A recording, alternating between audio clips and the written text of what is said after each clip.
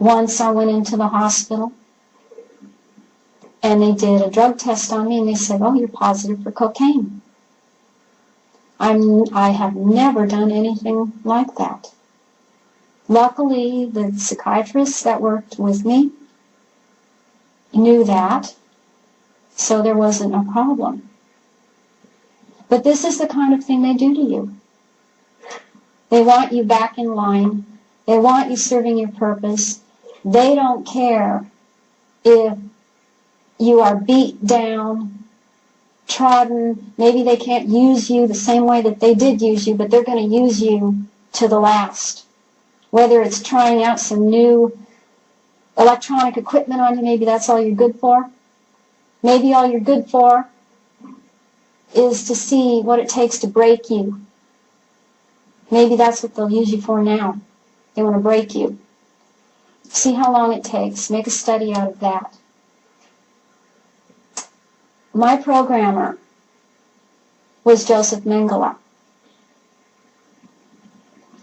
It was common knowledge in this country, among higher ranks in the military, that Joseph Mengele was going in and out of this country on his own passport.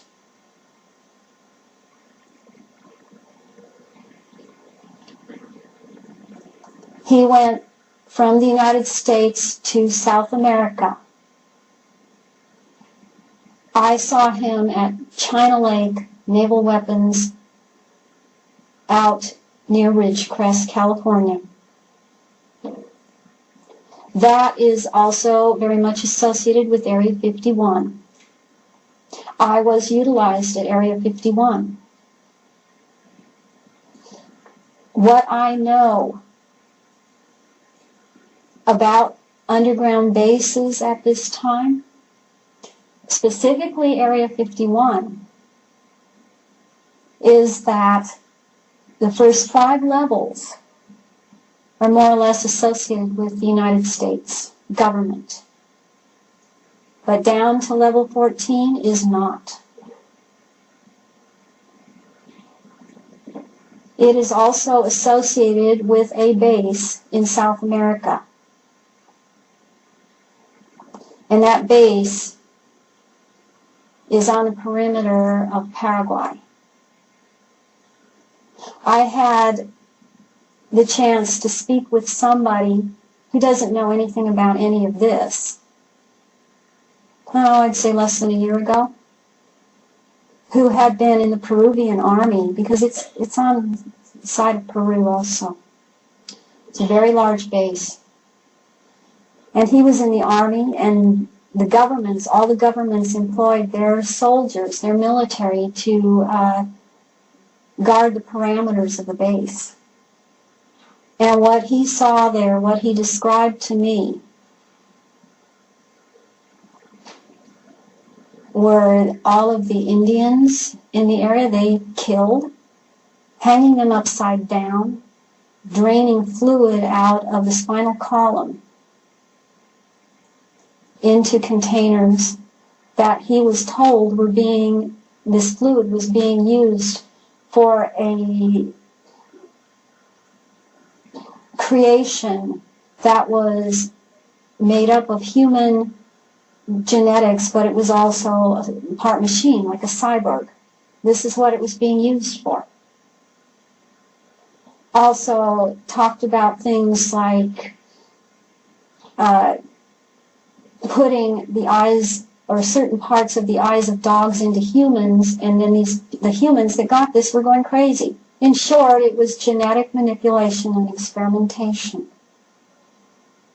It's the same thing that's going on at Area 51. There is lots of strange phenomena going on at Area 51 that I was witness to. They employ psychics at Area 51. I went to speak at another conference a couple years ago, and I was approached by someone who still contracts with the CIA. And he saw the burn marks on my arm and said to me, "Oh, I see you burned off the Area 51 ID on your arm. Oh, well, there's others besides you. Don't worry, I've seen others. You're not the first and you're not the last. So, if you have that on your arm, that means that you had the training in Russia with the ice water immersion." And when he went on to describe the psychic training. I have not heard anyone talk about the mark on the arm from Area 51. It isn't visible to the naked eye. It's visible in a certain spectrum of light. It marks you as someone that's specifically involved in a certain program there. There are others that have it. I am not the only one.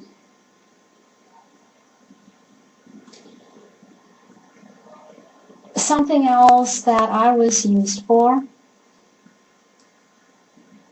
there is an intelligence agency that goes by the name of Janus. The other side or face of Janus is called Sirius. Sirius is made mostly up of military trained psychic assassins. They're watchdogs. Janus is also psychic assassins. I was being contacted to do that, and I happen to remember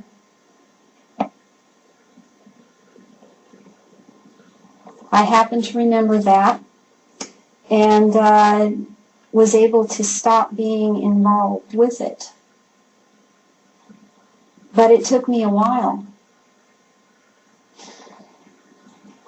I had said something to Julianne McKinney about it, and she acknowledged that there is this group. It is a person that heads this group, tries to stay out of the public eye. He is known because he is on the Council of Foreign Relations. The headquarters of this program is in Brussels, Belgium, in the NATO building. They train psychic assassins and sell them to agencies, other agencies. That is what they do.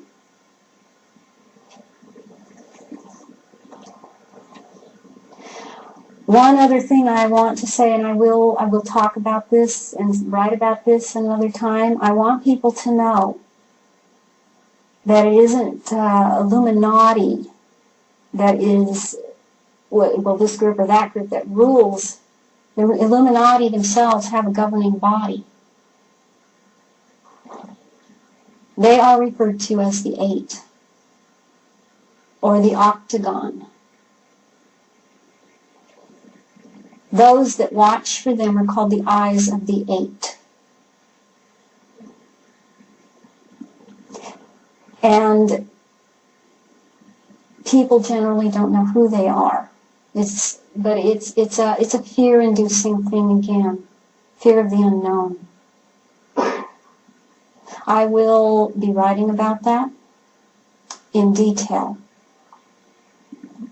but I want people to know there is a ruling body. It doesn't stop at the Illuminati. They themselves are governed by this group. They rule the 4 points of the earth and the points in between, according to them.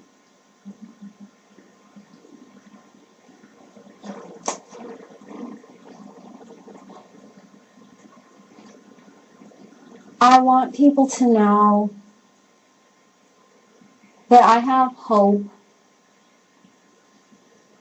for this planet, for all that live on this planet and in this solar system and in the galaxy. I really